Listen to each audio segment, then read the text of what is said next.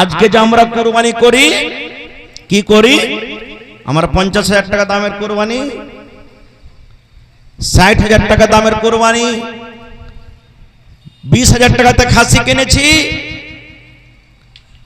কত মানুষ তো এটা কথা বলে, 5টা ছেলে পিলে কুরবানি না দিব তো কার দুয়ারে তাকিয়ে বেড়াবে। কত ভাই তো বলে আবে গেরাম ফাস্ট, আমাকে কুরবানির খালি তেল চুইছে, বলে কি বলে না? এই মুসলমান, আপনারা আমার কুরবানি যত টাকার হোক না কেন, হযরত ইসমাঈল আলাইহিস সালাম থেকে বেশি দামি হইতে পারে না। পারে? জোরে বলেন পারে কি? আল্লাহ রাব্বুল আমিন নিজে বলেন, দুনিয়ার মানুষ লা ইয়ানালাল্লাহু লুহুমুহা ওয়ালা দিমাউহা ওয়ালাকিন ইয়ানালুহুত তাকওয়া মিনকুম। যেমন হযরত ইসমাঈল আলাইহিস সালামকে কুরবানি করার জন্য যখন ইব্রাহিম নবী নিয়ে চলে গেলেন, আল্লাহ শুধু হযরত ইব্রাহিমের অন্তরখানা দেখছিলেন, আল্লাহর দিলখানটা দেখা মাকসাদ ছিল, কুরবানি করা দেখা মাকসাদ ছিল না।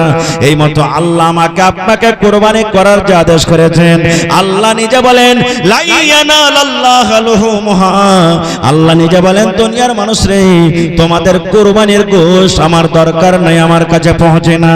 ওয়ালা দিমাউহা, আল্লাহ নিজে বলছেন তোমার কুরবানির গোশত এবং তোমার কুরবানির রক্ত খুন কত আছে, আমার খুনের দরকার নাই, খুন আমার কাছে পৌঁছে না।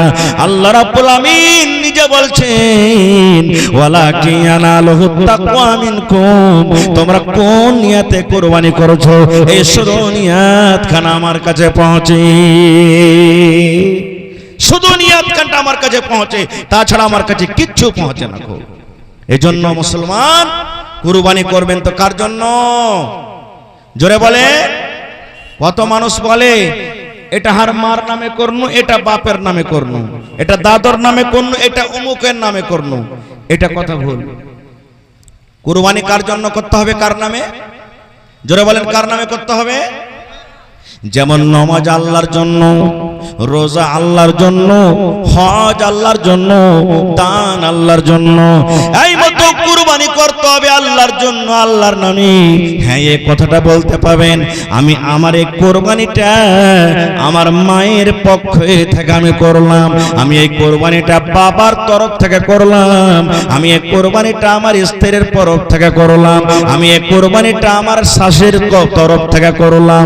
এই তরফ থেকে বলবেন, পক্ষ থেকে বলবেন, কিন্তু নাম যদি বলেন আমি আব্বার নামে করলাম, তাহলে আব্বার নামে কথাটা ভুল হয়ে গেল। কুরবানি হবে কার নামে? আল্লাহ রাব্বুল আমিনের নামে, নাকি আল্লাহর নামে কুরবানি হবে। আর একটা কথা বলে দিই, কুরবানির যে সময় চলে আসছে, কিছু কথা আরো আমাকে আপনাকে ধ্যানে রাখতে হবে, মনে রাখতে হবে। কি কথা? দয়ার নবী বলেছেন সাইয়্যিদিস, যেদিন জিলহিজ্জা মাসের চাঁদ আমি আপনি দেখে নেব, চাঁদ যেদিন পশ্চিম দিকে জিলহিজ্জা মাস, অর্থাৎ কয়েকদিন পর, যে এখন 2-3 দিন পর চাঁদ উঠে যাবে। দয়ার নবী বলেছেন, চাঁদ ওঠা পর তোমার এই হাতের কোণে গলা তুমি কাটবে না, মেলোক হোক কিংবা মদলোক হোক, তোমার মাথার চুল তুমি কাটবে না, মুছ দাড়ি তুমি কাটবে না, বগল তুমি সাফ করবে না, সারাঙ্গার চুল তুমি কাটবে না, শরীরের কোনো গায়ের কোনো জিনিস তুমি কাটবে না। কতক্ষণ পর্যন্ত? যতক্ষণ পর্যন্ত তোমার কুরবানি জবাই না হবে।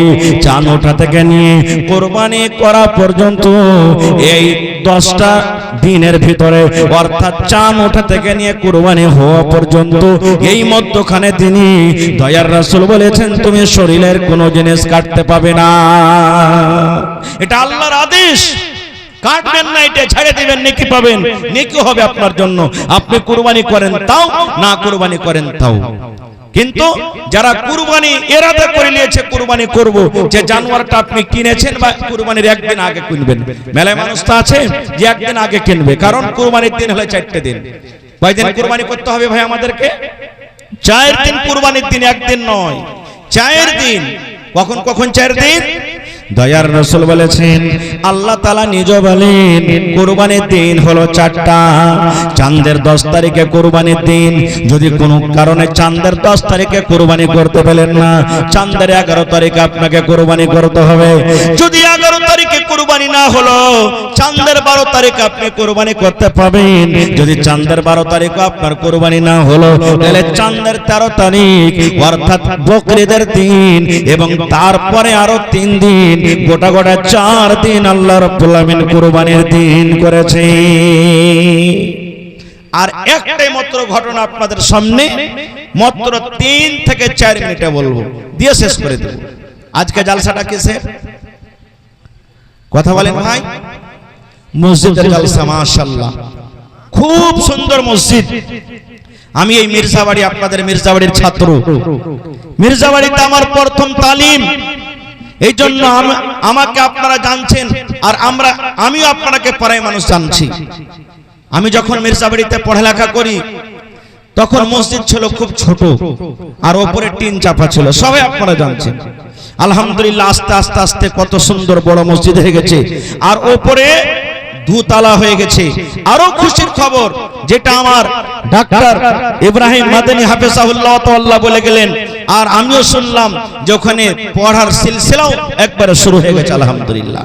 এই আমার নওজওয়ান, আজকে যত গার্জিয়ান আছেন, যত বাপ, যত মা, একটা পয়গাম দিয়েছি যে দাদু ভাইয়েরা আপনাদেরকে, কোরআন মাজিদ একটা সূরা আছে সূরা আলে ইমরান, আর কোরআন একটা সূরা আছে সূরা মারইয়াম, আছে না নাই? যারা কোরআন পড়তে জানছেন, আলে ইমরান সূরা আছে ভাই, আর কোরআন একটা সূরা আছে সূরা মারইয়াম। এই দুটা সূরা মিলিয়ে 2 থেকে 3 মিনিটে বাস একটা কথা বলবো। আল্লাহ তাবারাক ওয়া তাআলা নিজে বলছেন, হান্না একজন বেটি ছেলের নাম, মায়ের লোকের নাম হান্না। মনে রাখবেন, হান্না একটা মেয়ে ছেলের নাম, পেটের সন্তান হয়ে গেল। নজর মানছেন, মা নজর মানছেন। কি নজর মানছেন? আল্লাহকে বলছেন। যেমন আমি আপনি নজর মানি না। আল্লাহ জি, এই গেরুয়া ঘাটের চকে 5 কাঠা জমিন বিক্রি আছে, যদি নিতে পারেলি 5000 টাকা দান করে দেবে। মাশাআল্লাহ, দেখেন মহিলা প্যান্ডেল থেকে দান আসতে শুরু হয়ে গেছে। বাস 2 থেকে 3 মিনিট আপনি ঘটনাটা বলে শেষ করে দেব। এই আল্লাহ, এই জমিন খানটা যদি আমি কিনতে পারি, আল্লাহ আমি এই কাজটা করব। এই নজর মানছি আমরা। তা হান্না নজর মানছেন। কি নজর মানছেন? পেটের সন্তান। আল্লাহকে বলছেন, কি বলছেন? হে রব্বুল আমিন, আমি হান্না, আমার পেটের সন্তান এসে গেছে রব্বুল আমিন, আমি মা নজর মানি। আমার এই সন্তান যখন দুনিয়াতে আসবে, আল্লাহ আমি আর কামাই খাবো না, আর বিজনেস করা খাবো না, আমি আর কাম করা খাবো না, আমি আর ডাক্তারগিরি করা খাবো না, আমি আর ব্রোকারি করা খাবো না। হে রব্বুল আমিন, আমার এই সন্তান যখন দুনিয়াতে আসবে, আমি আমার এই কলজা টুকরাকে তোমার ঘরের জন্য আমি দিয়ে দিলাম। মা নজর মেলেন, আল্লাহ আমার এই সন্তান যখন ছেলেটা দুনিয়াতে আসবে, পেটিয়া যেখানে যখন দুনিয়াতে আসবে, একটু বড় করব, আর ছেলেটাকে কুণ্ঠে দেব, তোমার ঘরে দিয়ে দেবো, আমি এর কামাই করে আমি খাবো না। নজর মেনে নিলেন মা। সময় গেল, টাইম গেল, ছেলে দুনিয়াতে হয়ে গেল। আল্লাহর আদেশ হলো ছেলে দুনিয়াতে এলো, কিন্তু ছেলেটা কি হলো? বেটা না হয়ে কি হয়ে গেল ভাই? বেটি হয়ে গেল। মা নজর মেলেছিলেন বেটার, কিন্তু বেটা না হয়ে কি হয়ে গেল? বেটি হয়ে গেল। কাজ উল্টা হয়ে গেল। এখানে মা তো নজর মেলেছিলেন বেটার জন্য, আল্লাহ বেটা হইলে ছেলে হইলে দিব, কিন্তু এখানে বেটি হয়ে গেল। আব কি করবে? আফসোস, নিরাশ হয়ে গেছে। আল্লাহ রাব্বুল আমিন এবার হান্নাকে বলছেন, হান্না মন তুমি খারাপ করিও না, মন তুমি খারাপ করিও না। এই হান্না তুমি শোনো, আমি আল্লাহ তোমাকে যে বেটি দান করেছি, এই বেটি ছেলেটা সাধারণ কোনো বেটি ছেলে নয়, অন্য কোনো বেটি ছেলের মতো বেটি ছেলে নয়। এর ফজিলত, এর গুণ, এর মান সম্মান আমি আল্লাহ আলাদা করেছি। আল্লাহ নিজে বলছেন, হান্না এই তোমার পেটের নাম তুমি রাখো মারিয়াম। আল্লাহ কি বলছেন? হে হান্না, তোমার বেটির নাম তুমি মারিয়াম রাখো, আর তোমার এই কলেজের টুকরা বেটিকে তুমি কোথায় নিয়ে যাও? তুমি যে নজর মেনেছিলে, নজর হিসাবে তুমি তাকে মসজিদে দিয়ে দাও। এবার আপনাকে পাইগাম দিছি, হে আমার নওজওয়ান, হে আমার মন্ডল, হে আমার মুখিয়াজি, হে আমার সরপঞ্চ, হে আমার বুজুর্গ যত মা খালারা ভাইরা আছেন, আপনার মনটা কি একবারও চাহে না?